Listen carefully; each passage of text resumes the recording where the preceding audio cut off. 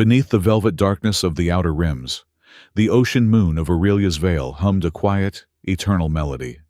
It was not a mechanical vibration, but a living, breathing resonance that drifted through the cold currents and echoed up into the thin atmosphere. Below the surface of the global sea, stretching across thousands of miles, lay the living glass forests. These sprawling, crystalline biomes shifted constantly in pale bioluminescent hues of indigo, deep violet, and seafoam green. As the currents moved through the hollow branches of the crystal trees, they produced a faint, haunting music. This was the sovereign home of the Narethi. To the sprawling empires and wealthy trade syndicates of the wider galaxy, the Narethi were merely an afterthought, a quiet and unassuming species of aquatic archivists and star singers. They laid claim to no grand armadas of dreadnoughts. They possessed no sprawling colonies across distant, resource-rich star systems. They had zero ambition to conquer or expand. Their entire civilization was built upon the reverence of memory, the meticulous preservation of ancient stellar cartography, and the sacred songs that successfully guided merchant vessels through the treacherous, shifting gravity wells of the old space routes. Elder Ivran stood within the Grand Archive, a colossal dome constructed of shaped coral and crystalline memory banks, suspended just beneath the ocean's shimmering surface. He ran a webbed, six-fingered hand over a glowing datapad, his large, dark eyes reflecting the amber text scrolling across the screen. For all his long life, spanning nearly 200 orbits of their local star, Ivran had been a creature of absolute faith. He did not place his trust in mythical deities, but rather in the structured, ordered bureaucracy of the Galactic Coalition. The Coalition's laws were vast and complex, drafted over 10,000 pages of treaties, trade agreements, and mutual defense accords. Ivran firmly believed those laws were an ironclad shield. He believed with every fiber of his being that the galaxy had finally evolved past the brutal expansionism of the Dark Ages. He trusted that a world as small, peaceful, and culturally invaluable as Aurelia's Veil would forever remain untouchable by the fires of war. He was devastatingly wrong. The anomaly registered first as a series of cold thermal blooms on the very edge of the star system. At first, the young augurs stationed in the solitary orbital watchtower assumed it was a loose fleet of corsairs, perhaps seeking to raid the outer crystal harvests for a quick profit. But pirates were loud, chaotic, and disorganized. The sensor ghosts that silently slid into the system's gravity well were entirely different. They moved with a terrifying, mathematically perfect discipline. It was the vanguard of the Raukhar Empire. The Raukhar were not mere conquerors. They were the cosmic apex predators of the current age. They did not wage wars fueled by passion or petty grievances. They engineered calculated annihilations, swallowing weaker civilizations with a bureaucratic efficiency that chilled the blood of anyone who truly understood their methods. When their massive dreadnoughts dropped out of faster-than-light transit, they did not broadcast arrogant demands for immediate tribute. They issued no grand, theatrical declarations of supremacy over the local comms. Instead, they acted with the silent, suffocating precision of a tightening noose. Within precisely 4 hours of their arrival, the Raukhar had effectively severed Aurelia's Veil from the rest of the universe. They deployed thousands of autonomous jamming buoys across the 3 primary hyperspace escape vectors. They saturated the local communication bands with heavy white noise, systematically cutting off the moon's planetary hubs from one another. It was a cold, methodical siege. The Raukhar had drawn an inescapable circle around the Narethi, calmly locking the doors and barring the windows before they even bothered to unsheath their blades. They operated like an entity that knew its victims had absolutely zero chance of survival or escape. In the dimming light of the Grand Archive, panic rippled through the usually serene and contemplative scholars. Ivran ignored the rising chaos around him, his mind racing through the grim tactical realities. The Raukhar Empire thrived entirely on resource acquisition. They consumed rare, heavy metals, volatile fuel isotopes, and billions of lives for slave labor. Aurelia's Veil offered absolutely none of these things in quantities worth the astronomical cost of mobilizing an expeditionary fleet. There was only one logical reason a predator of this magnitude would travel this far into the galactic shallows. Ivran bypassed the standard public directories and plunged his consciousness into the deep water memory cores, breaking digital seals that had remained untouched for over 500 years. The crystalline archives glowed with a frantic, pulsing red light as he rapidly decoded the ancient, forbidden logs. The realization struck him with physical force. The invaders did not care about the beautiful glass forests. They cared nothing for the star songs or the navigational maps. They had come for the heart choir. Resting hundreds of miles beneath the ocean floor, locked near the moon's searing mantle, the heart choir was considered a mere myth, even to 99% of the Narethi population. It was an ancient resonance core, a bizarre technological remnant of a civilization that had turned to stellar dust long before the first Narethi had learned to swim the shallow tides. Ivran's heart pounded against his ribs as the decrypted texts formed on his central terminal. His earliest ancestors had sworn a binding blood oath to never allow the heart choir to fall into the hands of militarists or tyrants. Yet, the most crucial data, the exact reason why the core was so incredibly dangerous, and what it was truly capable of doing if awakened, had been deliberately purged from the system centuries ago. Only a fragmented warning remained, stating cryptically that the singing core could unravel the very fabric of the tides. The Raukhar clearly knew more about the relic than the Narethi themselves did, and they were willing to crack the moon open like a shell to rip it out. The Defense Council of Aurelia's Veil convened rapidly, via localized, heavily encrypted tight beam transmissions. It was a brutally short, profoundly somber meeting. The Narethi possessed no warships. Their absolute best defense consisted of 25 decommissioned survey vessels that had been hastily retrofitted with weak mining lasers, alongside 3 planetary orbital shield generators that had not seen a full maintenance cycle in 40 years. The commanders stared in bleak silence at the holographic projections of the Raukhar fleet. There were over 100 heavily armored capital ships, accompanied by tens of thousands of automated strike craft. The enemy carried enough concentrated firepower to boil the oceans of Aurelia's Veil into toxic steam within a matter of hours. The cold reality of the situation crashed over Ivran like a crushing deep-sea pressure wave. They could not win a total war. They could not even fight a meaningful holding action to buy time. Any physical resistance would be nothing more than a momentary friction against the reinforced hull of the Raukhar war machine. Outside the protective dome of the Grand Archive, the planetary evacuation began. It was a silent, beautifully heartbreaking procession. Hundreds of thousands of Narethi families glided smoothly through the darkened waters, swimming in massive schools downward into the abyssal trenches. They carried their young toward the deep aquatic bunkers, ancient, fortified caverns lined with soft, bioluminescent moss, hoping desperately that the crushing depths of the ocean would hide them from the orbital bombardment that was surely coming. The living glass forests, seemingly sensing the profound distress of their ancient caretakers, dimmed their natural lights, plunging the underwater cities into an eerie, sorrowful twilight. The entire moon seemed to hold its breath. The usual vibrant symphony of deep-sea whale songs and the shifting crystal chimes of the forests ceased entirely.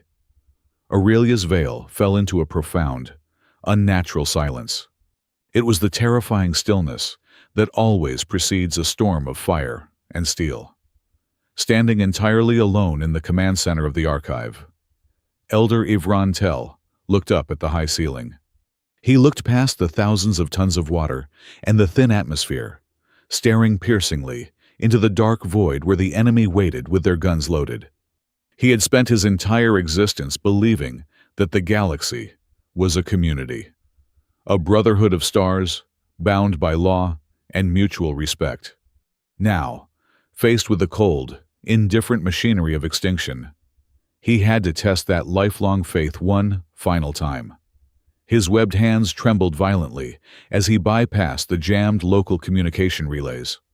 With a heavy heart, he linked the archive's massive geothermal power grid directly into an ancient, pre-coalition subspace transmitter that had not been fired in over 1,000 years.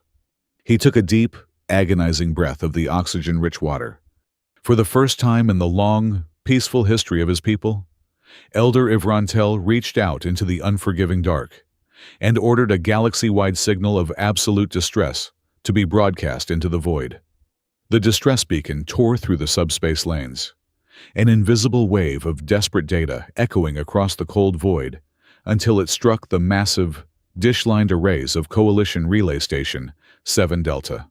It was a digital scream, carrying terabytes of raw telemetry, optical feeds of an encroaching armada, and a terrifyingly precise countdown.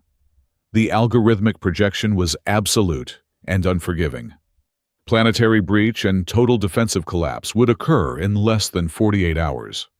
The data packet spider-webbed outward from the relay, flooding the highly secure, encrypted diplomatic channels of hundreds of sovereign member states across the galaxy. Deep within the sterile, brutally lit, temperature-controlled bowels of the relay station, Lysa Marr sat bathed in the harsh blue glow of a Tier 3 monitoring terminal. She was a signal auditor, a low-level cog in the colossal, endlessly grinding bureaucratic machine of the interstellar government. Her job was entirely devoid of glamour or heroics. For 12 hours a day, she sifted through the endless, mind-numbing noise of deep space, categorizing commercial traffic, routing petty freight disputes, and filtering out the background radiation of dying stars. Lysa was meticulous to a fault, a quiet survivor in a department where possessing genuine empathy was considered a severe professional liability. Over her 12 years, stationed at this desolate outpost, she had learned the absolute hardest lesson of galactic politics. Small, unprotected worlds burned so that the great, bloated empires could sleep in undisturbed peace. The emergency override on her main console suddenly flashed a severe, pulsing crimson, a Class 1 planetary distress call. It was a rare event, one that usually triggered alarms across the entire sector. Lysa pulled up the attached file, her tired eyes scanning the grim tactical breakdown appended to the desperate plea. A lesser civilization was about to be completely devoured by a known, highly aggressive force. Standard operating protocol dictated an immediate, automated escalation directly to the Joint Fleet Command for rapid military intervention. Her fingers moved rapidly across the haptic interface, tracing the familiar patterns to authorize the transfer and ring the galactic alarm bell. A heavy, unyielding gray dialog box slammed onto her screen, blocking her action entirely. The file was already tagged. The official bureaucratic status read, "Under strategic review." Lysa stopped breathing for a fraction of a second. The ambient hum of the station's life support systems suddenly seemed deafening. She knew exactly what that specific diplomatic designation meant. It was absolutely not a safety measure or a prelude to a calculated rescue operation. It was a quiet, sanitized death sentence. Someone operating at the highest, most influential echelons of the Coalition Senate had manually intercepted the distress signal before it could even reach the military desks and deliberately downgraded its priority. They were actively smothering the fire alarm to prevent a widespread political panic. She quickly traced the routing history, her fingers flying across the keys. The administrative block had been initiated almost the exact instant the distress signal arrived. The major powers knew the aggressor was moving in for the kill, and they had collectively, silently decided to look the other way. Morbidly fascinated by the sheer, calculated scale of the cowardice, Lysa opened the closed-loop diplomatic responses that were quietly, sluggishly filtering back from the glittering capital worlds. They were nauseatingly identical. Prepackaged statements drafted by legions of risk-averse politicians and public relations algorithms. The high ascendancy expressed its profound and deep concern over the rapidly escalating regional tensions, promising to form a committee to study the matter. The trade barons of the Inner Ring formally requested additional time to verify the validity of the sensor data, citing potential instrument malfunction or a misunderstanding of the invading fleet's true intentions. The Sovereign Protectorate strongly urged all involved parties to prioritize diplomatic solutions, calling for immediate dialogue and the absolute avoidance of hasty military mobilizations. Words. Millions of empty, perfectly polished, meaningless words. And amid all those words, there was not a single engine ignition. Not one automated patrol wing was redirected from its current flight path. Not one heavy dreadnought broke its comfortable orbit. The silence across the dedicated military channels was heavy and deafening. Lysa slumped back in her rigid synthetic leather chair, the cold, bitter reality settling over her shoulders like a physical weight. The coalition leaders had run the numbers. They had done the brutal math. The targeted star system was located far too deep in the galactic fringe. It possessed no strategic hyperlanes, exported no vital mineral resources, and held absolutely zero political leverage.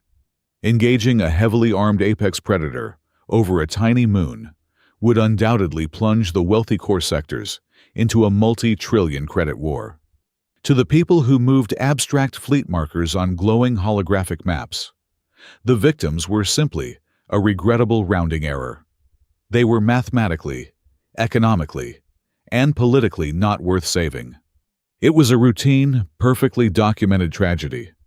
Lysa reached out a trembling hand to close the primary monitor, ready to archive the doomed file into the dark, bottomless vaults of forgotten atrocities, just exactly as she had done a dozen times before in her career.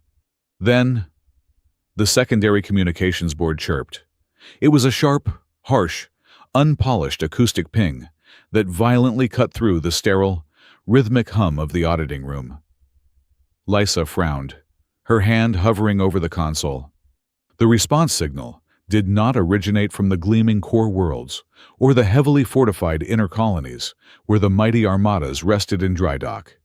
It came from a messy, chaotic, faintly registered cluster of coordinates located in a notoriously untamed sector of the Orion Arm. The digital identifier tag was remarkably plain, completely stripped of all the grandiose heraldry and complex encryption layers favored by the elder races. Earth. Lysa blinked, leaning closer to the glowing screen. Humanity was a relatively recent addition to the wider interstellar community. They were widely regarded by the elder, more established species as fractured, dangerously impetuous, and overly industrial. They did not hold a coveted seat on the High Council. By every standard metric, they were barely considered a Tier 2 military power, mostly known for building ugly, purely functional ships out of thick armor plating. She opened the incoming transmission, fully expecting another localized refusal, or perhaps a meager, face-saving offer to send a singular medical frigate long after the conflict had already concluded.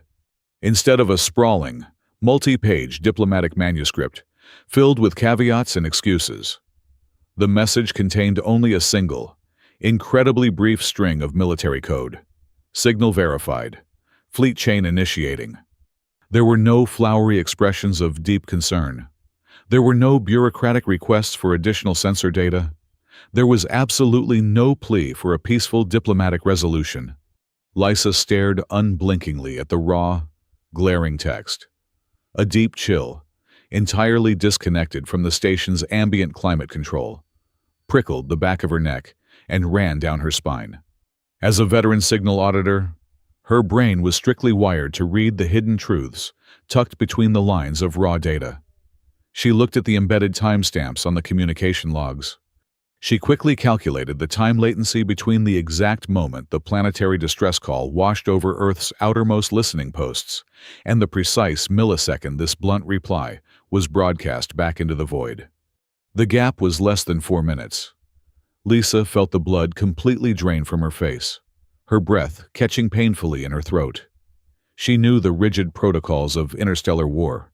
It takes a planetary senate, at least 3 full days, just to convene a preliminary emergency hearing to discuss the mere possibility of military action. It takes a standard coalition admiral, at least 12 hours, merely to run the safety checks required to authorize the warming of a single flagship's drive core. 4 minutes. That was not an administrative acknowledgement of receipt.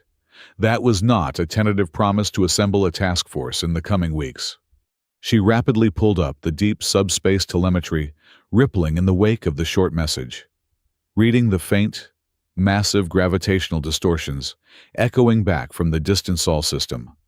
The raw telemetry data was staggering, almost impossible to comprehend. Her hands shook violently as she translated the raw physics cascading across her secondary screen. A massive, sudden, violently expanding spike in exotic energy was actively bleeding into the communication bandwidth. This was the distinct, unmistakable gravitational shadow of hundreds of massive capital-class slipspace drives spinning up to maximum yield in perfect, terrifying unison. It was a fleet chain. A brutal, highly complex, synchronized locking of interstellar jump coordinates specifically designed to hurl an entire, massive armada across the void as a single, devastating hammer blow. Humanity had not paused to debate the economic impact of intervention. They had not run a lengthy risk assessment on the potential political fallout with the cowardly coalition. The absolute instant the desperate call for help touched their world, they had bypassed every diplomatic channel, ignored every political consequence, and simply unchained their war dogs. Lisa Marr leaned forward, her face fully bathed in the stark, bright glow of the lone transmission. The crushing, suffocating weight of bureaucratic despair that had anchored her to this desk for 12 long years suddenly cracked and shattered into a million pieces. She did not close the emergency file. She sat frozen in the quiet, dim dark of the relay station, her eyes wide, staring at the blinking beacon originating from a young, highly unpredictable world. For the very first time in a very long, cynical career, she was no longer watching a civilization being quietly swept under the rug of galactic politics. She was watching the terrifying, awe-inspiring ignition of something utterly colossal. The ancient galaxy had chosen to look away, but Earth was coming. Deep beneath the bedrock of the North American continent, it was exactly midnight. The United Space Defense Command was a cavernous fortress of polished concrete, humming server racks, and cold, tactical holograms. Admiral Rhea Voss stood at the center of the strategic amphitheater. Her uniform was immaculate, her posture rigidly forged by 4 decades of service. She was in the middle of a grueling budget review for the outer patrol fleets when a junior communications officer shattered protocol, sprinting past 2 armed sentries to hand her an encrypted data slate. Voss took the slate. She read the decrypted distress telemetry.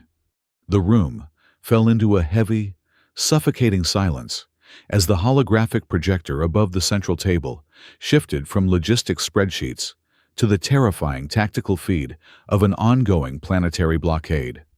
To the polished bureaucrats of the Galactic Coalition, a planetary distress signal was an equation of profit and loss.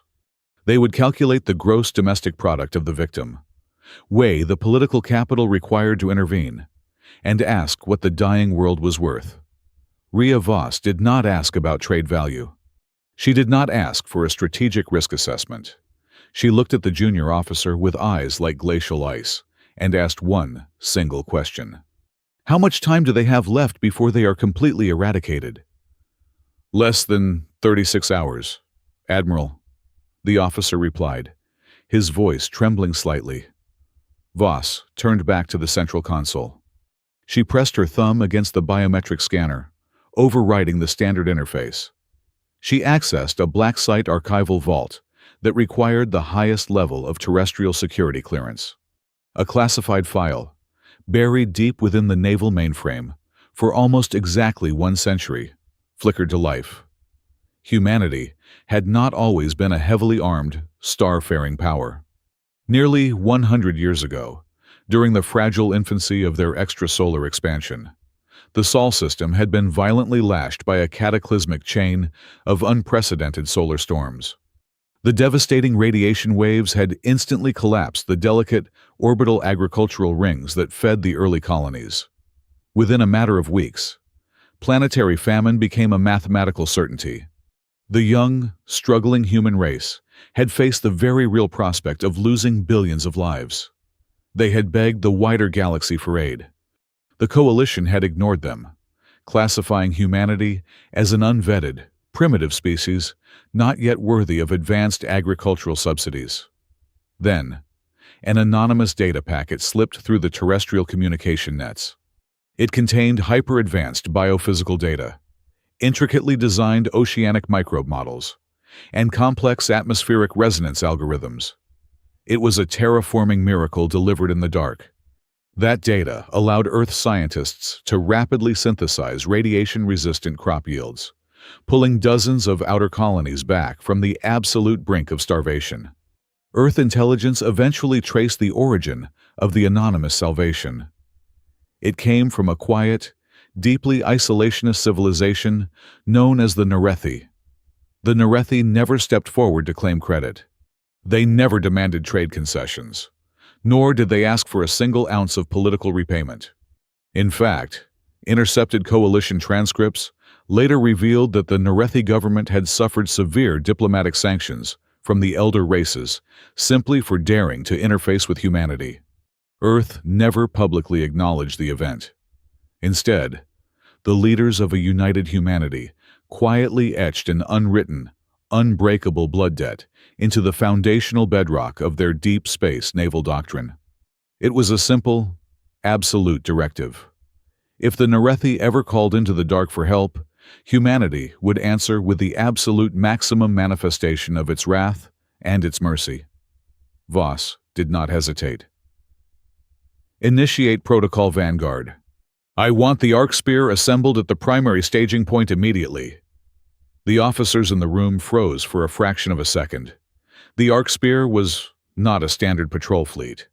It was a terrifying, apocalyptic mobilization doctrine, the single most massive projection of power the human race had ever designed outside of a total, existential war. Within seconds, the command center erupted into a chaotic, perfectly orchestrated symphony of shouted orders and blaring klaxons. The arc spear was not merely a collection of warships.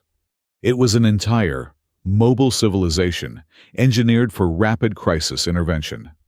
As the mobilization orders flashed across the solar system, massive orbital dry docks opened their heavy blast doors. Super dreadnoughts, scarred from border skirmishes and thickly plated with depleted uranium armor, broke their holding patterns. But beside them flew behemoths of a different nature.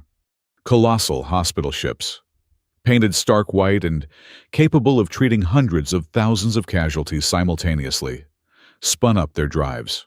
Heavy engineering rigs equipped with industrial plasma cutters and tectonic stabilizers fell into formation alongside specialized electronic warfare platforms and massive, heavily shielded civilian evacuation haulers. Across the fleet, the finest minds of the Terran military apparatus were already dissecting the impossible task ahead. Aboard the flagship, Commander Cale Arden stared intensely at a fluid tactical projection of the enemy forces. Arden was a tactical savant who viewed naval combat not as a rigid exchange of broadsides, but as a fluid canvas of non-traditional geometry. He was already calculating the precise angles needed to collapse the enemy formations. Finding the microscopic flaws in their perfectly aligned grids, he did not plan to fight them line to line.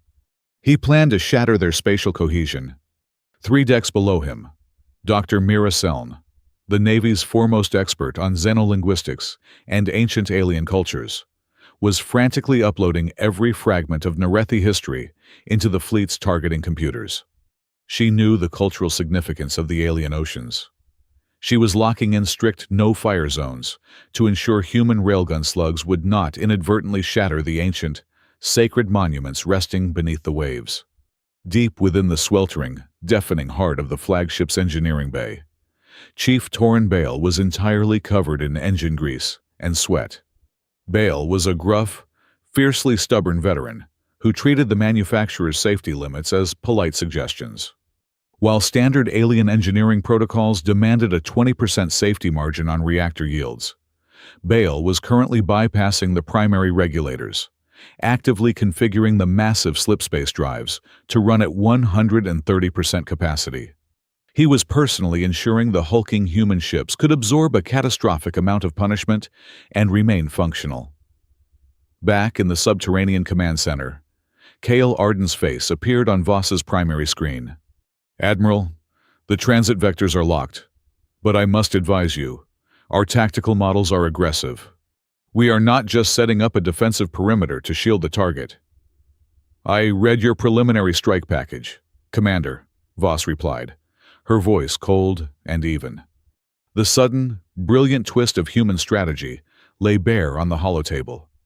For decades, the elder races believed humanity was ignorant of high-level galactic warfare. The truth was far more dangerous.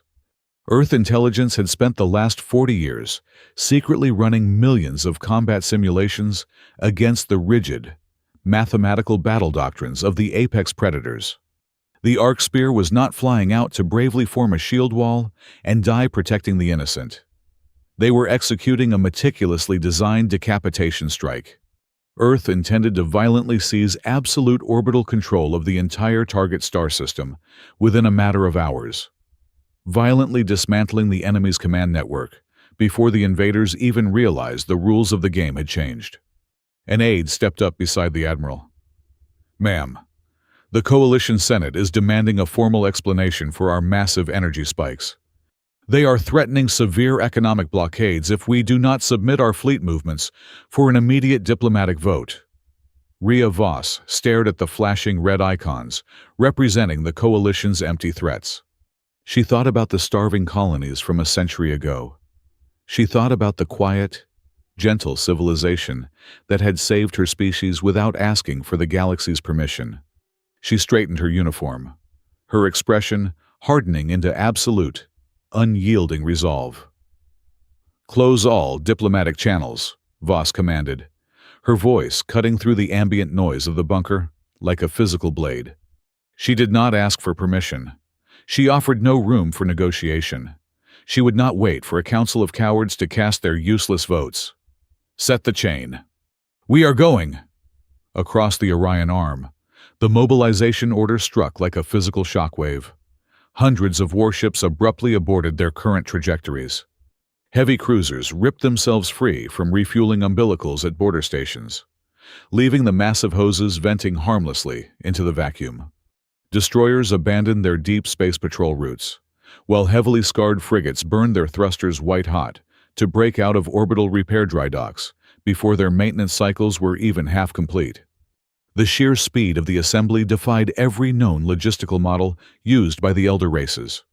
Within minutes, a colossal, terrifyingly disciplined swarm began to coalesce at the designated staging coordinates. The vessels of the human navy possessed none of the sleek, gilded elegance favored by the ancient empires. Where alien armadas resembled floating cathedrals or predatory sea life, Earth ships looked exactly like what they were: brutal, uncompromising tools forged in the fires of pure survival. They were starkly angular, clad in meters-thick ablative armor plating, and riddled with dense clusters of modular bays. If a human destroyer lost its primary railgun, its crew could swap the shattered turret for a triage center or a heavy tractor beam emitter in the middle of an active firefight. They were built to bleed, adapt, and keep moving forward. At the dead center of this mechanical leviathan floated the United Earth ship Bastion Veil. The flagship was profoundly ugly. It was a massive, blocky slab of dark gray titanium and depleted uranium, completely devoid of aerodynamic grace. Yet, to the men and women who served within its reinforced hull, it was a masterpiece of pragmatic engineering. The Bastion Veil was designed to serve three completely contradictory purposes simultaneously. It housed the most advanced tactical command suite in the human arsenal, possessed enough heavy plasma batteries to crack a continental plate, and contained deep internal decks retrofitted into massive civilian holding areas, equipped with autonomous life support. It could coordinate a galactic siege while simultaneously processing hundreds of thousands of refugees, absorbing punishing, sustained fire without ever dropping its medical shields. Deep within the flagship's heavily shielded tactical bunker, Commander Cale Arden manipulated a fluid holographic map of the target system. He did not look at the staggering numbers of the invading forces with despair. He looked at them with the cold, calculating hunger of a predator finding a weak point. He outlined his newly drafted combat doctrine to the senior officers. The human fleet would absolutely not engage in traditional wall-against-wall combat. The enemy relied on overwhelming mass and perfectly synchronized firing grids, treating warfare like a rigidly mathematical equation. Arden planned to feed absolute chaos into that equation.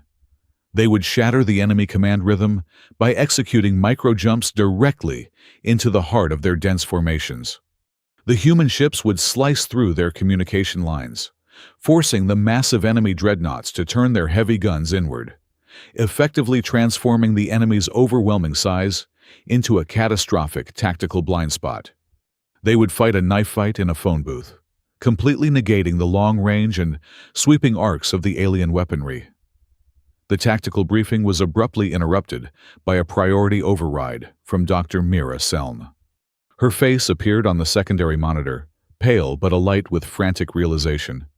She had spent the last 2 hours cross-referencing the fragmented alien data logs with the enemy's projected mining patterns on the distant moon. She revealed that the ancient Narethi routing songs, the beautiful, haunting melodies they used to navigate the treacherous gravity wells, were not just cultural folklore. They were acoustic cryptography. The songs were highly complex lock and key protocols, literal sonic passwords designed to interface with the colossal, dormant structures buried deep within the oceanic core of the moon. The invaders were not trying to dig out a physical resource. They were trying to violently pry open a vault that required a very specific voice to unlock. A harsh, static-laced voice cut through the communication channel. Chief Engineer Torin Bale weighed in from the sweltering bowels of the reactor deck. He stared at the navigational telemetry and delivered a brutally blunt assessment. To cross the vast interstellar distance and arrive before the planetary shields completely collapsed, the fleet could not use the established, stable hyperspace lanes. They had to plunge directly through the Sunder Corridor. The Sunder Corridor was a violently unstable, highly radioactive tear in spacetime. Navigating it was considered a mathematical impossibility by every civilized species in the galaxy. Bale warned the command staff that the exotic matter friction and severe gravitational shearing forces would guarantee massive structural deformation across the entire fleet. He projected a high probability of multiple drive core meltdowns and warned that their ships would literally be groaning under the pressure of unnatural physics. He would have to physically strap the engines together with magnetic clamps and sheer willpower just to keep the fleet from tearing itself to pieces in transit. Admiral Rhea Voss listened to the chief engineer's grim prognosis without blinking. Her response was a masterclass in icy, unwavering resolve. She stated clearly that if they took the safe, established routes, they would arrive perfectly intact, only to find a sky full of ash and a dead world. She ordered the fleet to lock their coordinates into the Sunder Corridor. The elder races of the galaxy had always viewed humanity as a reckless, violently impulsive species, completely incapable of the grand, centuries-long strategic planning of the inner core worlds. They were entirely, fundamentally wrong. Humanity had spent the last 40 years quietly, obsessively building a specialized force designed exclusively for this exact nightmare scenario. They had forged an armada built not for conquest, but for salvation. It was a military force engineered to travel impossibly far, arrive violently fast, hit with devastating precision, and rip innocent lives directly from the jaws of extinction. On the bridge of the Bastion Veil, the final countdown reached 0.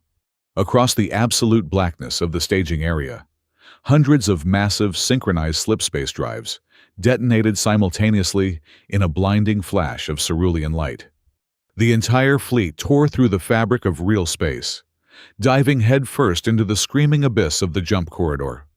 Their engines beat with a singular, perfect rhythm, the mechanical heartbeat of an ancient, unyielding oath finally awakened from its slumber. The sky above the ocean moon turned the bruised color of oxidized iron. The invaders did not unleash the planetary firestorms they were famous for executing on heavily fortified worlds. Their violence was surgical, terrifyingly precise, and designed to inflict maximum psychological agony. Needle-thin beams of concentrated thermal energy punched through the thin atmosphere, targeting the most vital cultural and infrastructural nodes of the Narethi. The ancient resonance towers, elegant spires of living coral that had stood proud for nearly 4,000 years, were systematically targeted. The orbital lasers heated the water around the spires to the boiling point in a fraction of a second, shattering the magnificent structures into millions of falling, jagged shards. Raukhar dropships, sleek and utterly silent, penetrated the upper ocean layers like falling daggers. They were not mindless extermination squads. They were highly specialized retrieval teams. They cast wide neural stunning nets across the shattered residential districts, dragging the brightest Narethi engineers and harmonic architects from their homes. The captives were spirited away to the orbital dreadnoughts for brutal, methodical interrogations.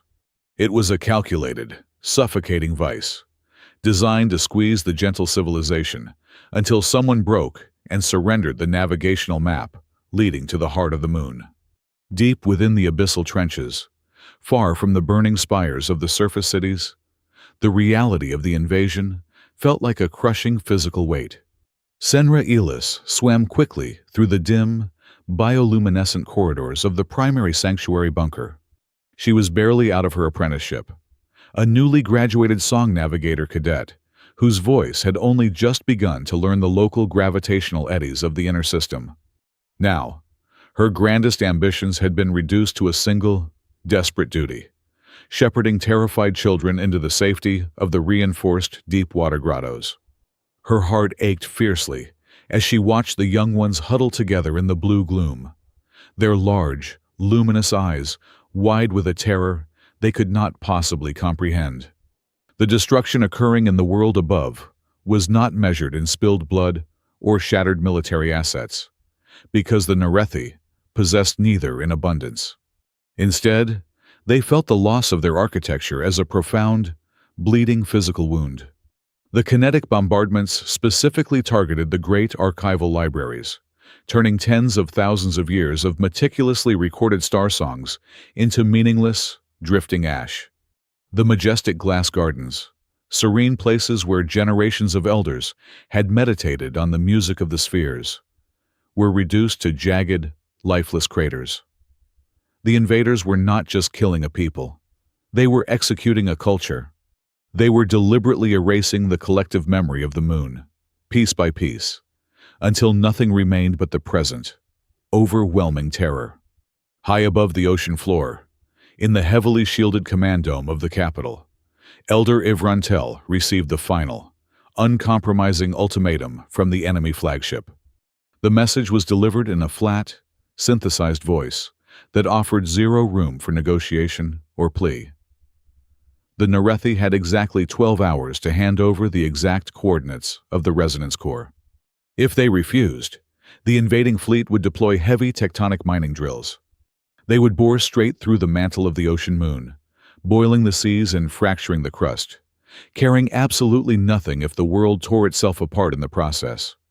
They would carve the prize out of the dead rock if they had to. Ivran felt his soul fracturing under the impossible weight of the choice. He paced the floor of the empty command center, his webbed hands clutching his robes. If he maintained the ancient vow of silence, his people would be boiled alive in their own oceans, their beautiful world reduced to a barren, toxic wasteland. But if he surrendered the location of the anomaly, he would be handing over a cosmic key to an empire of absolute butchers. The ancient texts were frustratingly vague regarding the exact nature of the artifact, but the terror embedded in the forbidden warnings was crystal clear. Whatever slept beneath the mantle was a force capable of reshaping reality itself. Unleashing it into the hands of warlords could spark a devastation far worse than any conventional war the galaxy had ever seen. His despair deepened when he reviewed the latest incoming intelligence from the galactic capital. The silence from the interstellar coalition was no longer just a manifestation of bureaucratic cowardice. It had curdled into active, malicious complicity. A highly encrypted, untraceable tight beam transmission arrived on his personal console. It was from a mid-level diplomatic attaché representing a prominent inner ring world, offering a poisoned lifeline. The message politely suggested that the Narethi should seriously consider a policy of conditional cooperation with the invaders to mitigate further structural damage. The wording was far too specific, far too meticulously crafted to be a generic plea for peace. In a sickening, horrifying flash of clarity, Ivran realized the absolute truth of their situation. The galactic authorities had not simply abandoned them because their world was small or strategically insignificant. Someone operating at the highest political echelons of the capital knew exactly what the buried artifact truly was. The politicians had deliberately stalled any official military response, actively allowing the brutal empire to act as their violent proxies. The High Council wanted the artifact unearthed, and they were perfectly willing to let a pacifist race be slaughtered to get it. Back in the suffocating gloom of the sanctuary grotto, Senra desperately tried to soothe the panicked children. The ambient water pressure shifted constantly, carrying the low, terrifying rumbles of the orbital strikes occurring hundreds of miles above their heads. Every distant explosion sent a new wave of trembling through the huddled masses. She needed a distraction, a way to block out the agonizing sounds of their dying world. Senra reached into a small, waterproof satchel she had grabbed from her family's dwelling just moments before the evacuation orders were finalized. Inside rested a smooth, incredibly dark crystalline shard. It was a cherished family heirloom, passed down directly from her grandmother, who had served her entire life as a silent guardian of the deepest, most restricted archival vaults. Before her grandmother passed away over 10 years ago, she had made Senra memorize a highly specific sequence of notes intricately etched into the surface of the dark crystal. The old woman had gripped Senra's hands tightly, warning her strictly never to sing the melody aloud in the upper waters. She called it a forbidden acoustic notation, a dangerous harmonic sequence that the High Elders had permanently struck from all public records centuries ago. It was not a song designed for navigating ships through the stars. It was a song designed for speaking directly to the deep earth. Her grandmother had referred to it as the first syllable of the waking word. It was a melody deemed far too powerful and far too dangerous to exist in a galaxy obsessed with weaponizing every profound discovery. The children began to cry out in fresh, piercing panic as another heavy seismic shockwave rocked the bunker, knocking loose thick clumps of bioluminescent moss from the ceiling. Desperate to calm them, Senra closed her eyes tightly. She pushed away her own paralyzing fear, drew in a deep, sustaining breath of the filtered water, and let her voice slip effortlessly into the ancient, forbidden cadence. She sang the first notes of the hidden notation. It was a remarkably low, resonant hum, entirely different from the light, airy, complex melodies favored by the surface navigators. The sound was incredibly dense, heavy, and ancient, carrying the weight of uncounted millennia. The pitch vibrated, not just through the surrounding water, but it seemed to physically penetrate the very bedrock of the cavern walls. She sang softly, yet the acoustics of the grotto caught the notes and magnified them, turning her solitary voice into a rich, enveloping chorus. As the final, sustained note left her lips, The ambient blue light of the grotto flickered violently, plunging them into absolute darkness for a fraction of a second before roaring back to life. The children instantly fell dead silent, their tears completely forgotten as they stared around the cavern in wide-eyed wonder. Senra slowly opened her eyes, her breath catching painfully in her throat. The seabed directly beneath her feet was vibrating. It was not the chaotic, destructive shaking of the explosive impacts from the enemy fleet above. It was a profound, steady, rhythmic pulse emanating from hundreds of miles deep within the moon's mantle. It felt like a heartbeat. The entire ocean mass above their heads seemed to shiver in harmonious response. Senra stared down into the pitch-black abyss of the trench, stretching out beyond the bunker's reinforced doors. A cold, awe-inspiring realization washed over her entirely, making her scales tingle. She had only whispered a tiny fragment of the forbidden song, a mere fraction of the complete melody. Yet, she could feel the reaction with every single nerve ending in her body. Something incredibly colossal, something that had been soundly asleep in the dark for thousands of years, was suddenly, acutely listening. High above the churning oceans of Aurelia's Veil, the 12-hour ultimatum had officially bled down to its final seconds. Aboard the obsidian command deck of the Raukhar superdreadnought, General Varkos Rill raised his armored hand. His heavy, tectonic mining drills, massive kinetic engines designed to physically shatter continental plates, were fully primed.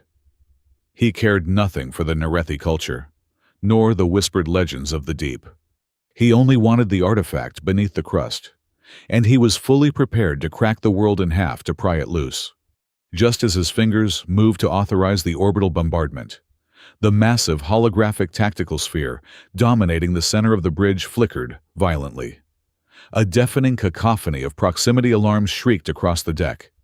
Varkos sneered, waving a hand dismissively at his sensory officers. He assumed the Narethi were attempting a pathetic, last-minute electronic countermeasure. He believed the sudden spatial anomalies registering on the sensors were merely magnetic reflections, ghosts generated by the strange bioelectric fields of the living glass forests below. His chief sensory officer gripped the console, his voice completely devoid of military discipline. The readings were not an echo. They were spiking by thousands of %, shattering every known simulation parameter the Empire possessed. Space itself was not just bending, it was violently tearing apart. The Raukhar military doctrine dictated that any incoming fleet would arrive at the edge of the system's gravity, well in a singular, unified wall of battle, politely announcing their vector before engaging. The human race completely ignored this ancient etiquette. The void around the ocean moon did not simply open at one point. It shattered across 13 completely separate coordinate layers simultaneously. The fabric of real space screamed as dimensional fissures ripped open at the zenith, the nadir, behind the moon's dark side, and horrifyingly close to the Raukhar Vanguard flanks. It was as if the universe itself had suddenly grown teeth and clamped down around the invading armada. When the blinding cerulean light of the synchronized slipspace exits faded, the invaders were met with a sight that defied all logic. Earth had not merely brought a fleet. They had brought an industrial nightmare. The Raukhar had anticipated diplomats. They had fully expected a meager handful of fragile human civilian transports to jump into the system, begging for a temporary ceasefire to load refugees while offering pathetic trade concessions in return. Instead, they found themselves staring down the throat of an armada large enough to completely redraw the gravitational geometry of the entire battlefield. Massive, brutally angular warships, thickly clad in depleted uranium armor, slid into the system. Behind them drifted colossal, heavily shielded relief haulers painted stark white, protected by overlapping thermal barriers. Flanking the cruisers were staggering drone deployment platforms that stretched for miles, resembling terrifying, floating steel cathedrals, bristling with automated defense turrets. Most shocking of all were the tactical anchor pillars. As soon as the human ships materialized, They violently launched massive, kilometer-long tungsten rods directly into the local spatial plane. These pillars detonated with heavy gravimetric pulses, artificially locking down the battlefield, creating thick, invisible webs of drag that immediately made the sleek Raukhar engines burn hot and sluggish. Earth was not just setting up a defense. They were nailing the doors of the arena shut. Varkos stood paralyzed by the sheer, audacious scale of the maneuver. For the first time in his long, bloody career of conquering weaker worlds, he felt a cold spike of genuine uncertainty. The ambient comms channels across the entire system were abruptly hijacked by a terrifyingly powerful burst of broad-spectrum static. A heavy, unyielding voice filled the bridges of every Raukhar vessel. Admiral Rhea Voss did not offer a grand, eloquent speech. She did not introduce her rank or her species. This entire orbital sphere is now designated a humanitarian defense zone, Voss stated, her tone possessing the cold, heavy finality of a falling guillotine. Any vessel maintaining a weapon lock on the planetary surface, or engaging in hostile maneuvers against civilian infrastructure, will be classified as a lawful target and immediately neutralized. The sheer arrogance of the demand snapped Varkos out of his stupor. The young, reckless apes from the outer rim were daring to dictate terms to the apex predators of the galaxy. He violently slammed his fist onto the comms console, broadcasting his reply on the open frequency. "You dare stand before the Raukhar Empire, little primate?" Varkos mocked, his voice dripping with venomous contempt. "We have ground dozens of ancient civilizations into dust before your species even learned to forge iron. You bring crude flying bricks to a slaughter. We will turn your rescue ships into burning coffins." He turned to his tactical officer, intending to order an immediate, overwhelming broadside to annihilate the human flagship. But the officer was staring at his terminal, his skin pale, his jaw slack with sudden, paralyzing terror. "General," the officer whispered, his voice trembling, "they have already achieved firing solutions."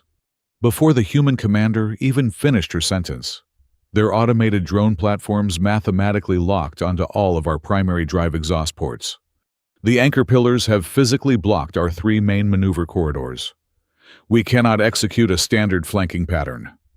The chilling reality crashed over the Imperial command deck. The humans had not simply flown into a standoff. They had utilized their chaotic, multi-vector arrival to perfectly box the Raukhar dreadnoughts into a kill zone. Earth had won the tactical positioning war before a single shot had even been fired. Far below, beneath the boiling surface of the ocean moon, the Narethi population cautiously looked upward from their abyssal trenches. Through the shifting, ruined layers of the living glass forests, they saw a miracle they could barely comprehend. For 2 days, their sky had been choked by the sleek, terrifying silhouettes of the Imperial murderers. Now, that sky was violently crowded by massive, blocky, unapologetically ugly human vessels. The strange ships were actively interposing their heavily armored hulls directly between the Narethi cities and the enemy laser batteries. The emotion that swept through the underwater bunkers was not a simple, fleeting sense of hope. It was a profound, paralyzing shock. It was the absolute awe of a gentle people realizing that in a cold, indifferent galaxy, someone had actually come for them, bringing a shield made of pure, uncompromising iron. On the bridge of the human flagship, Admiral Rhea Voss stared at the tactical plot, watching the Raukhar fleet realize they were trapped. She did not negotiate further. She did not ask for a surrender. "You have exactly 12 minutes to completely power down your main batteries and initiate a full, unconditional withdrawal from this system," Voss declared into the void. "The clock is running." Varkos Rill stood frozen on his bridge. His pride warred violently against the cold, terrifying mathematics presented on his screens.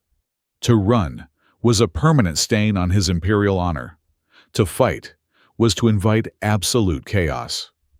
He stared at the timer, counting down on his display. The 12 minutes evaporated into the silence of space. He did not power down his weapons. The true war had finally begun. The final second of the 12-minute ultimatum vanished into the cold silence of the void. Commander Cale Arden did not wait for the Raukhar general to issue a firing command. His hands flew across the haptic tactical interface, executing the mobilization of the broken halo doctrine. Across the orbital theater, the human fleet violently shattered its own formation.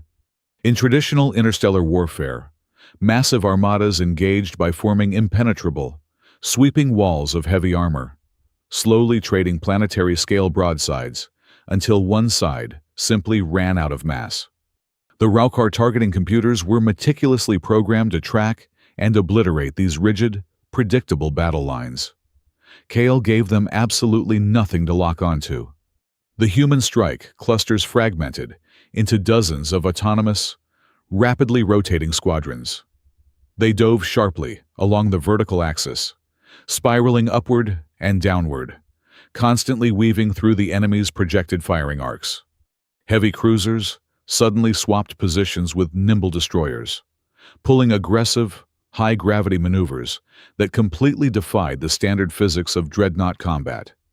The Imperial war computers panicked, their predictive algorithms choking on the sheer, calculated chaos. They could not determine a main front because Earth was fighting them from every conceivable angle at once. Instead of foolishly attempting to crack the massively shielded super dreadnoughts head-on, the smaller human corvettes and frigates darted straight into the terrifyingly narrow gaps between the Imperial capital ships. They operated with a suicidal bravery that the Raukhar doctrine simply could not comprehend. These agile human vessels ignored the heavy weapons platforms entirely. Instead, they unleashed concentrated swarms of armor, piercing kinetic slugs directly into the unshielded logistics lines. They severed the massive, bloated supply tenders from the main fleet. They deployed aggressive electronic warfare drones that flooded the Imperial localized command networks with crippling feedback loops. Human gunners manually aimed their railguns at the exposed rotational joints of the alien plasma turrets and the fragile thermal exhaust vents, weak points that the Empire believed were impossible to hit in the chaotic blur of close-quarters combat. However, the Raukhar Empire did not conquer half the galaxy by being fragile. General Varkos Rill roared furiously, ordering his captains to manually override their automated targeting grids and unleash staggered, wide-area barrages. The sheer volume of Imperial fire was staggering, and Earth absorbed terrible, agonizing losses.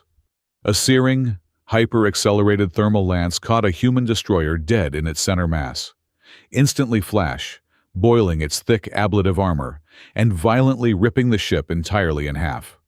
Debris and freezing atmosphere vented into the blackness. Frigates took devastating glancing blows that buckled their reinforced frames, crushing internal decks and claiming the lives of hundreds of human sailors in a matter of seconds. Emergency bulkheads slammed shut across the fleet as ships bled atmosphere and vital fluids into the vacuum. The human ships were built to endure, but they were not invincible. The battle was a brutally unforgiving meat grinder of exchanging mass and raw energy. Aboard the United Earthship Bastion Veil, a near miss from a heavy Imperial plasma torpedo violently shook the massive flagship. The sheer kinetic shockwave cascaded through the inner decks, deep within the sweltering, deafening belly of the engineering bay. Chief Torin Bale was thrown hard against a steel bulkhead. Alarms screamed in a chaotic chorus as two primary plasma conduit shafts cracked down the middle under the extreme physical stress of the evasive maneuvers. If those conduits completely ruptured, the flagship would lose its main drive and become a drifting, powerless coffin amidst a storm of enemy fire. Torin refused to let his ship die. Wiping blood from his forehead, he grabbed a pair of heavy, magnetic industrial clamps and hurled himself toward the blindingly hot plasma streams. He did not ask the bridge to level out or slow down. He practically wrestled the volatile energy lines back into alignment with his bare, heavily insulated hands, screaming furious instructions to his damage control teams, while the massive vessel simultaneously pulled a bone-crushing vector shift to dodge another incoming barrage.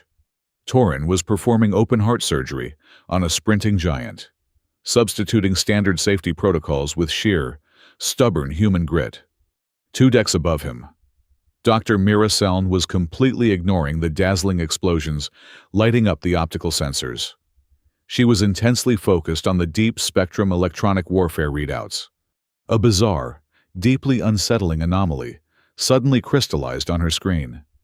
The Raukhar flagship was actively ignoring the heavy human jamming signals. Instead, its lower sensor arrays were projecting a hyper-dense, continuous, synthetic seismic vibration code directly downward into the Narethi Ocean. Mira rapidly cross-referenced the alien frequency with the ancient cultural log she had uploaded during transit. Her blood ran cold. The invaders were not merely trying to win the orbital firefight. They had realized they were losing the tactical space battle, so they were attempting to bypass the vault locks entirely. The Raukhar were using brute force acoustic weaponry to violently hammer the heart choir awake from orbit. Mira shouted her horrifying discovery across the bridge. Admiral Rhea Voss instantly grasped the catastrophic shift in the battlefield dynamic. The spectacular fleet engagement was rapidly becoming a lethal distraction.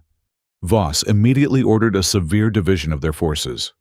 She commanded Kyle to keep the main battle group fully engaged, tasking them to relentlessly press the assault and keep the Raukhar dreadnoughts bleeding and disoriented.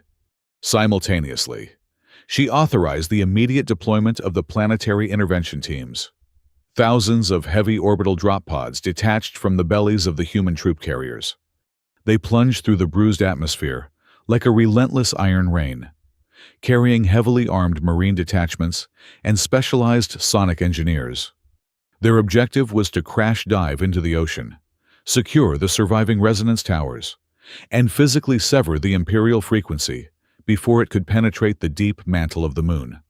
Just as the drop pods breached the upper cloud layer, a heavily encrypted, highly compressed burst transmission violently pierced the flagship's tight beam receiver.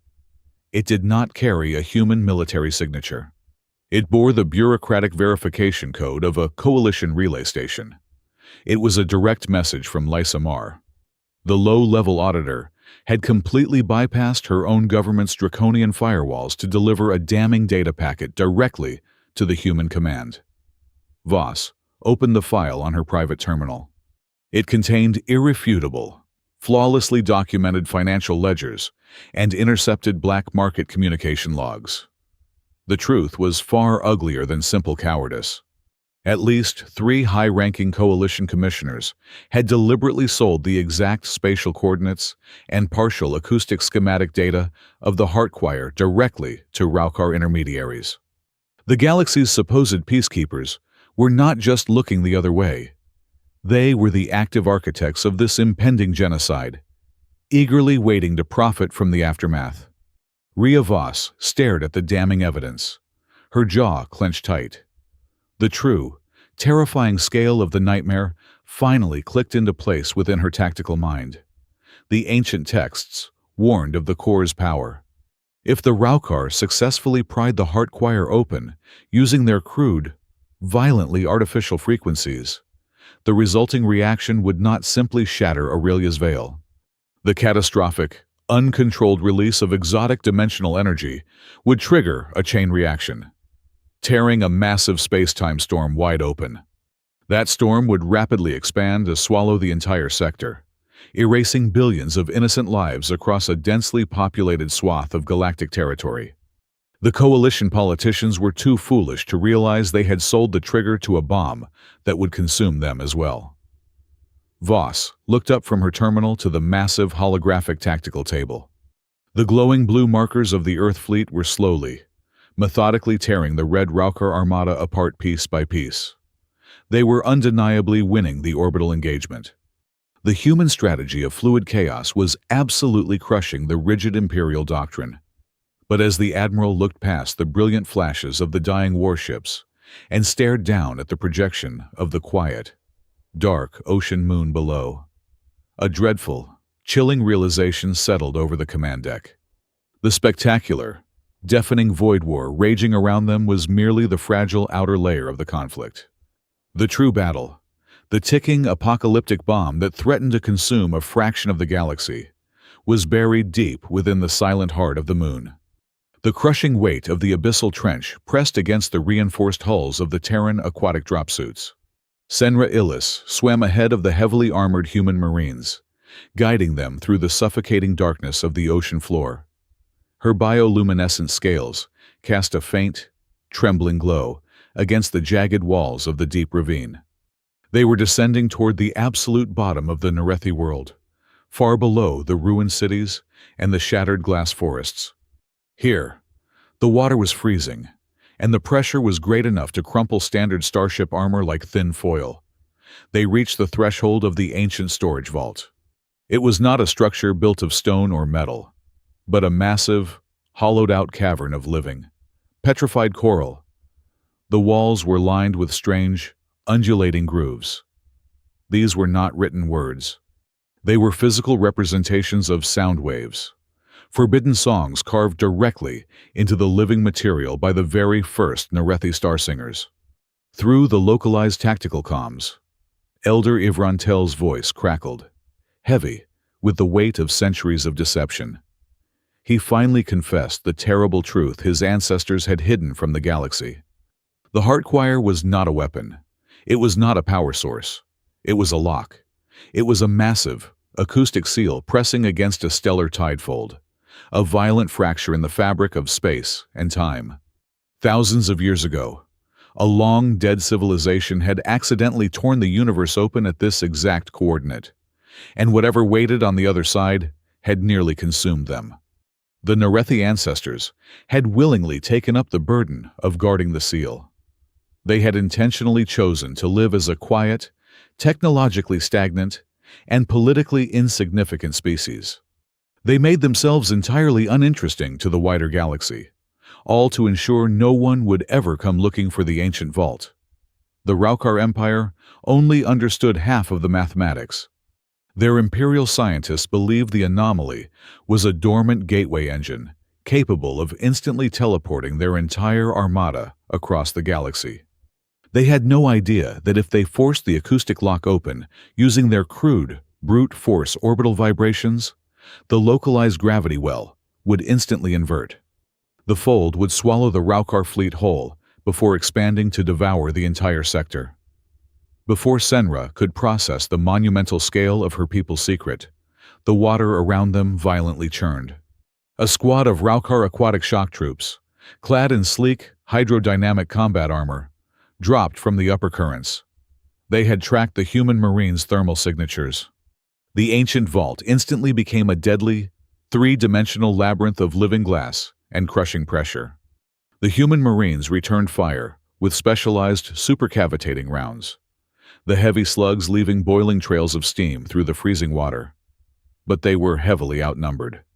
Senra realized that fighting a conventional battle here would completely destroy the delicate acoustic carvings lining the walls.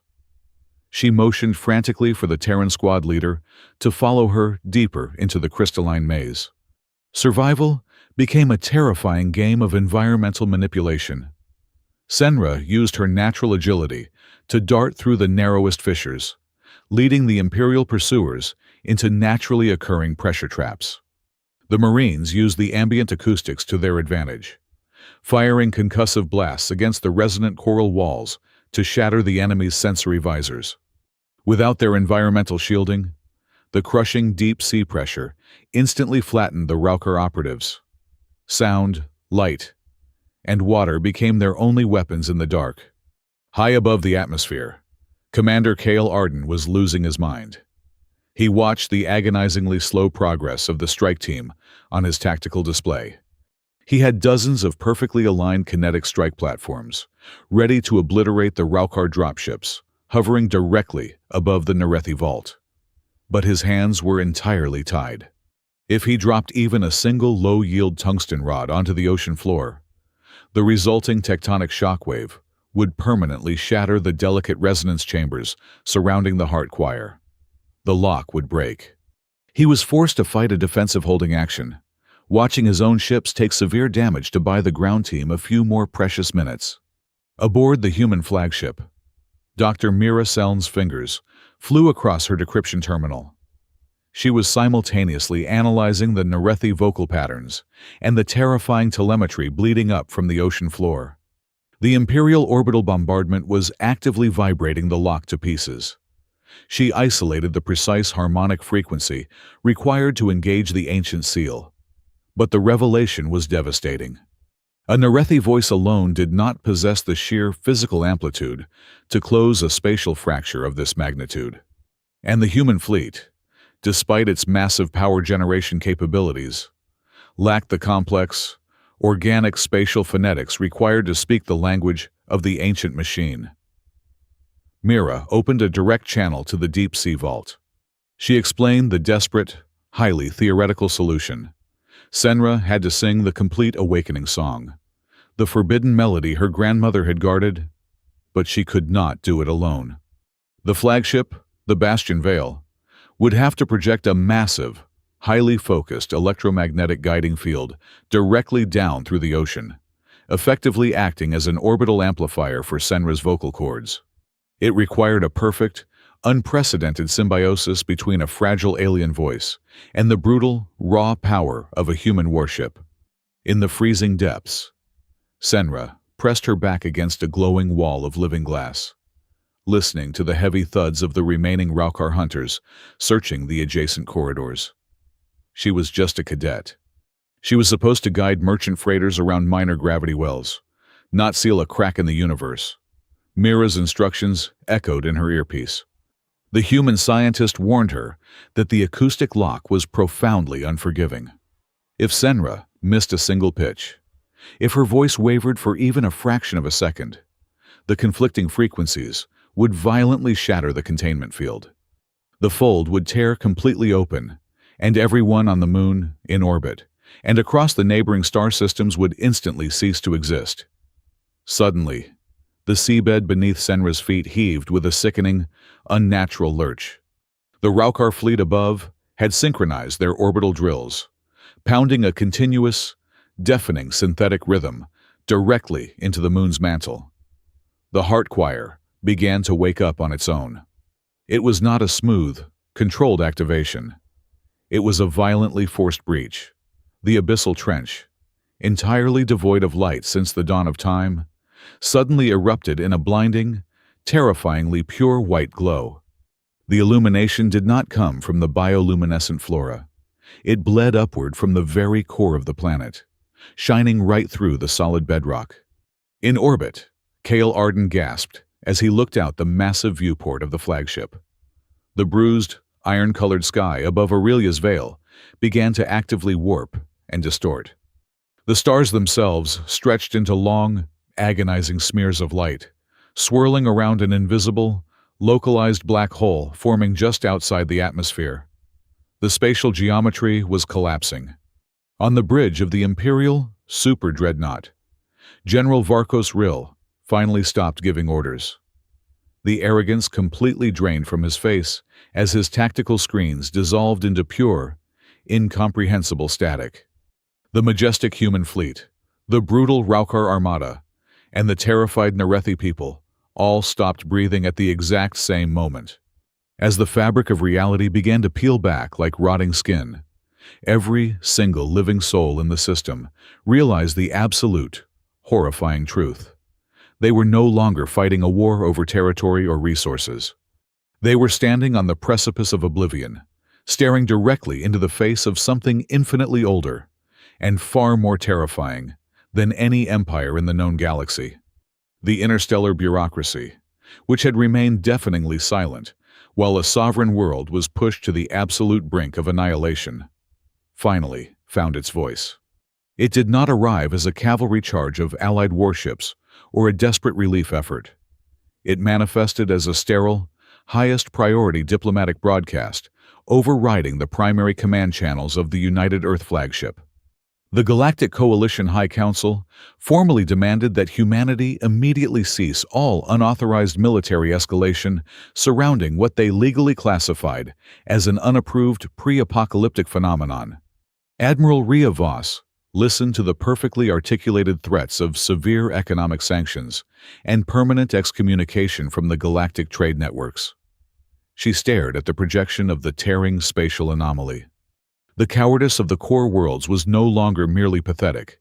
It was actively murderous. Voss understood exactly what terrified the ancient politicians. They were not afraid of the Narethi dying. They were paralyzed by two entirely different nightmares.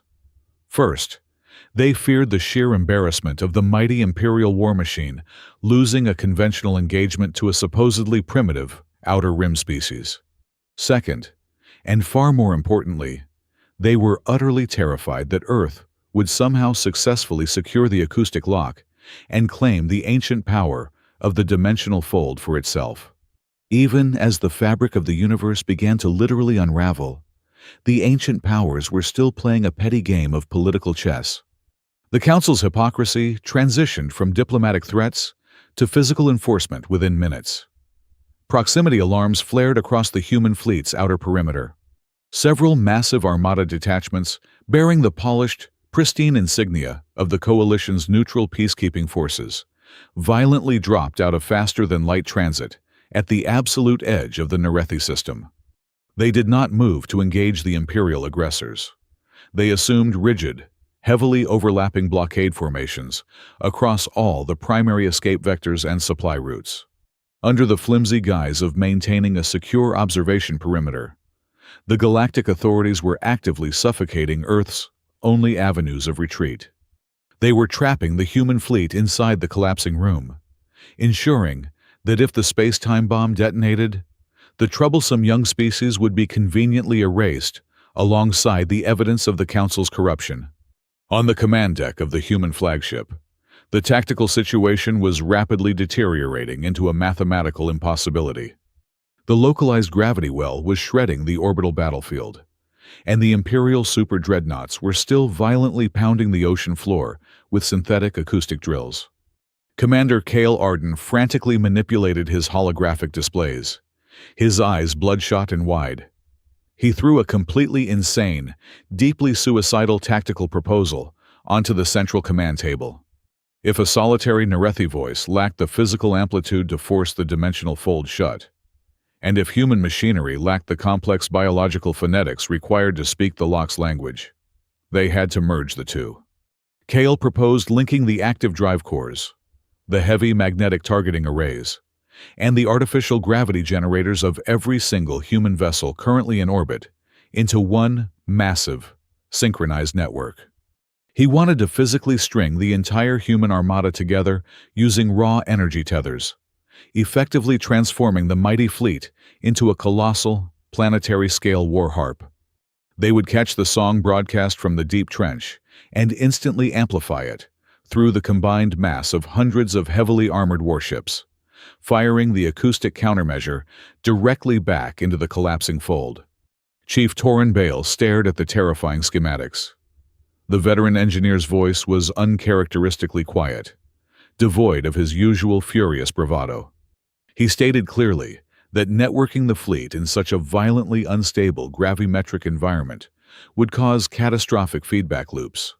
Forcing the massive slipspace drives to act as acoustic amplifiers would generate an immense, unnatural backpressure against the physical frames of the vessels. Torin ran the brutal mathematics and delivered his verdict. If they executed the maneuver, over 1/3 of the human ships would suffer immediate, uncontainable core meltdowns. Their structural spines would snap like dry twigs under the sheer physical strain of singing the ancient song. Cale was asking Earth to permanently cripple its greatest naval achievement, simply to buy a fraction of a second for an alien world. Rhea Voss looked at the faces of her senior staff.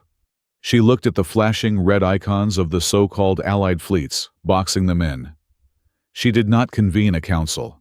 She did not hold a democratic vote across the fleet, nor did she ask for volunteers.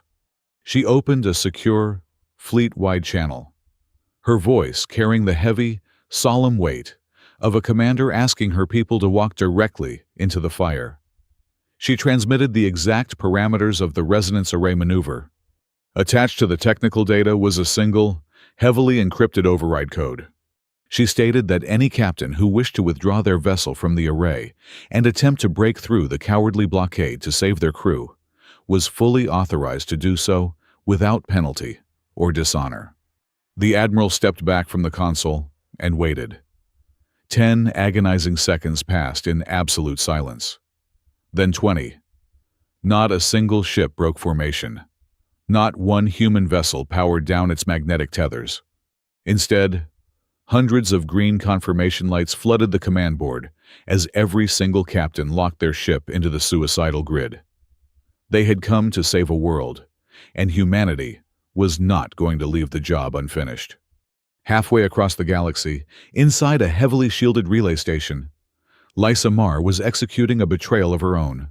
She knew the galactic authorities would spin the impending destruction of the Narethi system as a tragic, unavoidable natural disaster, painting Earth as reckless instigators who made it worse. She refused to let them control the narrative. With her hands trembling, she bypassed the final layers of her government's black site firewalls and initiated a massive, decentralized data dump. She pushed the entire unredacted cache of corruption ledgers, intercepted bribes, and the genuine, ignored distress calls directly onto the unfiltered civilian communication networks of thousands of core worlds. For the very first time in galactic history, trillions of citizens stared at their public screens and saw the undeniable, horrifying truth. They saw the faces of the species their leaders had quietly allowed to be slaughtered.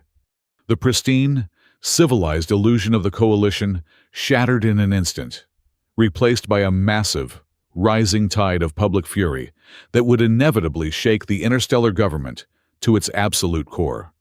Back in the dying orbit of Aurelia's Veil, General Varkos Rill stared at his crumbling tactical displays. His flawless campaign was completely ruined. His pristine fleet was heavily damaged. His technological prize was turning into a localized black hole, and the human fleet was refusing to die. If he retreated now, he would be executed for incompetence by his own emperor. Driven by the absolute desperation of a cornered predator, Varkos ordered a final, apocalyptic gamble. He commanded his surviving super-dreadnoughts to completely abandon their evasive maneuvers and redirect all remaining reactor power to their forward heavy shielding. The massive, spear-shaped Imperial warships oriented themselves directly toward the center of the human formation. Varkos intended to physically ram his heaviest vessels straight through the forming human resonance array, intending to violently plunge his surviving ships directly into the planetary atmosphere. He would crash his own armada into the ocean to forcibly detonate the heart choir before the humans could finish tuning their mechanical harp. The sky above the ocean moon transformed into a canvas of absolute, terrifying beauty. Hundreds of blocky, scarred human warships simultaneously deactivated their safety limiters. Their heavily armored hulls began to glow with a blinding, searing white heat as they linked their drive cores, chaining their power together until they resembled a brilliant, artificial constellation suspended directly above the churning waves. Far below the surface, standing in the center of the freezing, violently shaking abyssal vault, Senra Illis closed her eyes. The terrifying sounds of the collapsing universe and the dying Imperial soldiers faded away. She felt the massive, crushing weight of the human fleet's energy field lock onto her position, wrapping around her fragile form like an invisible, protective embrace. She drew in a long, steady breath, preparing to unleash the singular note that would either bind the fractured universe back together or reduce them all to drifting stellar ash. General Varkos Rill executed his final, apocalyptic gamble. He commanded the surviving Imperial super-dreadnoughts to push their reactor cores well past 100% capacity. The massive, obsidian-plated warships aligned into a single, terrifying wedge, accelerating toward the planetary atmosphere like a colossal black blade forged to split the heavens. They aimed directly at the heart of the human formation, intending to shatter the grid and violently plunge into the ocean. The United Earth Fleet did not scatter. Commander Cale Arden, locked his hands onto his command console as hundreds of human cruisers and destroyers executed a flawless, mathematically impossible rotation. They did not raise kinetic shields to block the impending impact.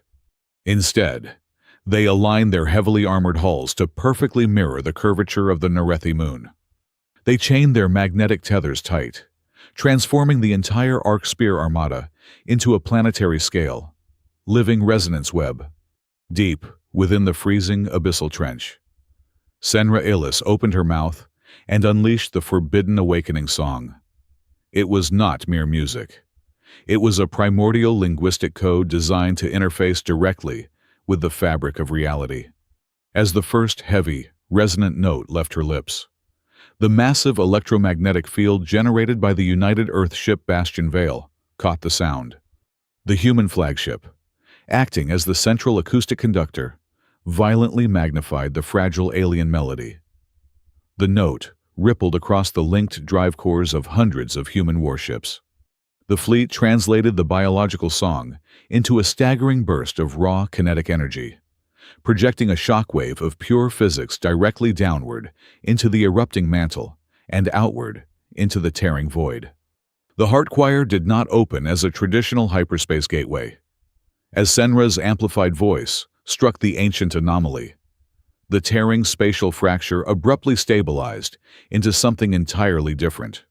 The void between the moon and the charging Raukhar fleet warped into a staggering, curved sea of reflective gravitational mirrors. The Imperial Armada, moving at a terrifying fraction of light speed, slammed directly into the acoustic distortion. Varkos watched in absolute horror as the unyielding momentum of his own ships was violently bent back upon itself. The kinetic force of their charge, combined with their actively spooling jump parameters, became a tangled, inescapable snare. Kale Arden seized the microsecond of Imperial confusion. He did not order his gunners to destroy the helpless alien ships one by one.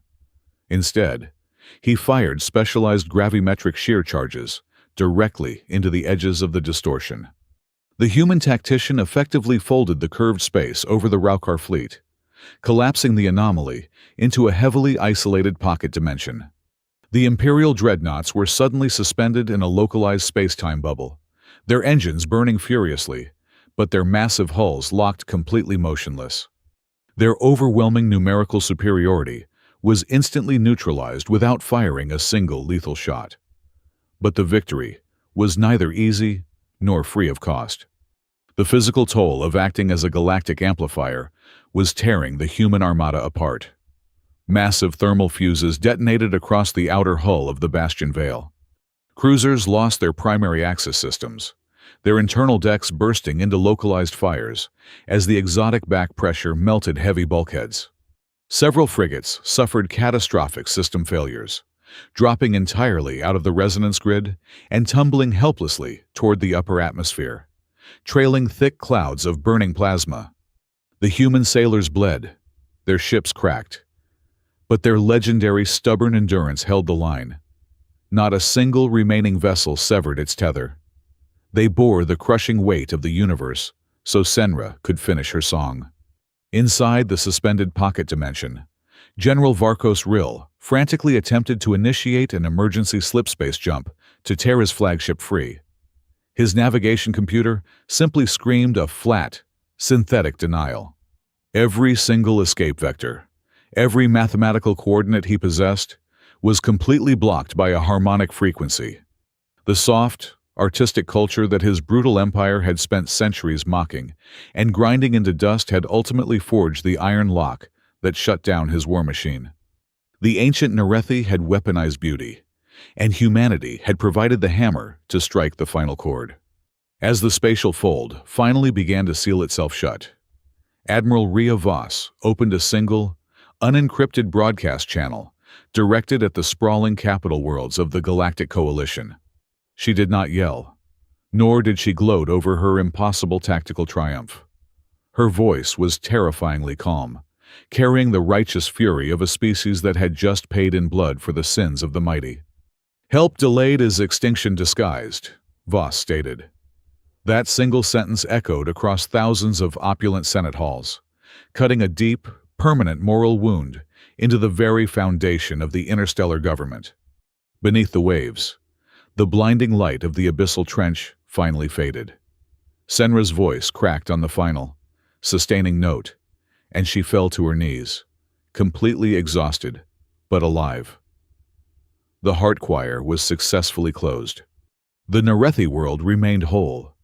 In orbit, the Raukhar Empire had just lost its absolute finest expeditionary fleet without claiming a single alien life or technological prize.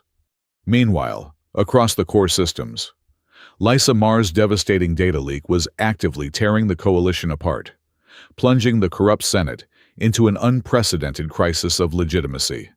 Far across the galaxy, Lysa stood up from her auditing terminal.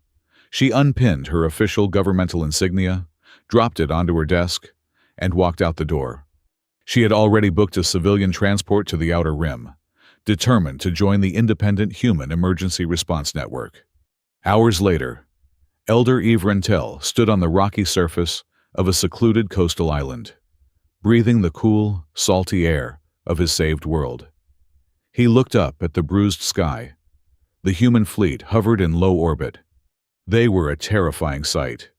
Their thick armor was heavily scorched. Their engines sputtered with electrical fires, and their formations were jagged and broken. Yet, from the bruised hulls of every single crippled vessel, massive holographic rescue flags still proudly projected into the night.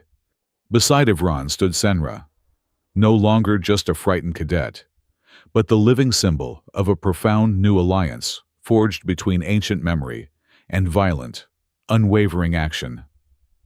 The galaxy was incredibly old. It was undoubtedly wise, and it was burdened with millions of pages of complex laws. But on this dark night, humanity had definitively proven that they were a fundamentally different breed. They were the species that had collectively decided that when a terrified voice calls out into the pitch-black void for rescue, the only acceptable answer must arrive with an open, healing hand, shielded by the absolute mightiest fleet the stars had ever seen. Thank you so much for listening to this story. Please drop a comment below and let me know where in the world you are tuning in from, so we can connect and share our thoughts together. I invite you to subscribe to the Sci-fi Stories channel, like this video, and support us even further by hitting the hype button so the story in this video can be heard by many more people around the galaxy.